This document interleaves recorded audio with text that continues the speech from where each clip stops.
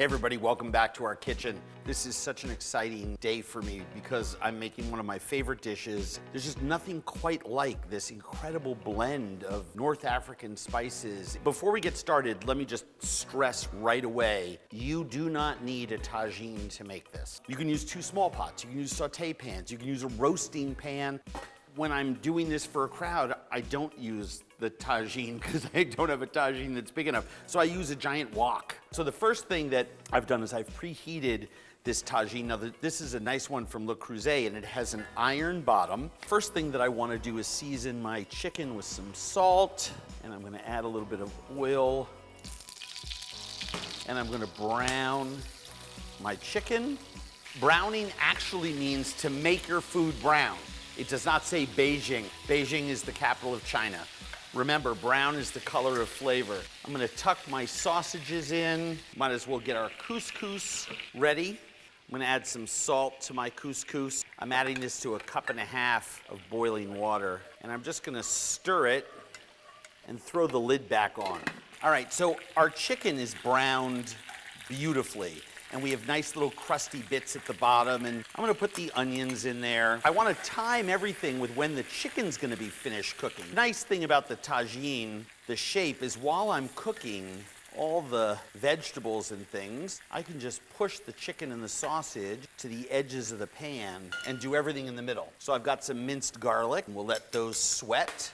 I've got some beautiful julienne red pepper, got some whole cumin seed, ground coriander right on top of that so that I'm toasting my herbs and spices in that fat. I've got that beautiful pimenton there. Smoky paprika, which I love with this dish. I'm gonna take a little bit of the stock and I'm just gonna moisten our saffron. As you can see, it's now turned yellow. The aroma has started to come out, so it's gonna be easier to diffuse all of that saffron flavor into the dish. Let's add our artichoke hearts. Doesn't matter if there's a little water in there, right? This is a braise. Fresh squeezed orange juice, chicken stock.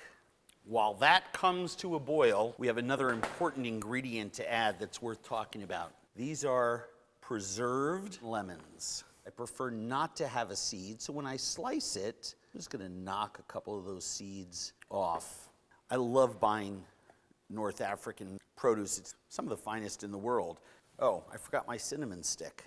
Put that in there. I'm gonna sprinkle my chickpeas right on top. This is only gonna cook about 45 minutes or an hour. Put a lid on this and let it simmer away. I'm just gonna stare at it for an hour.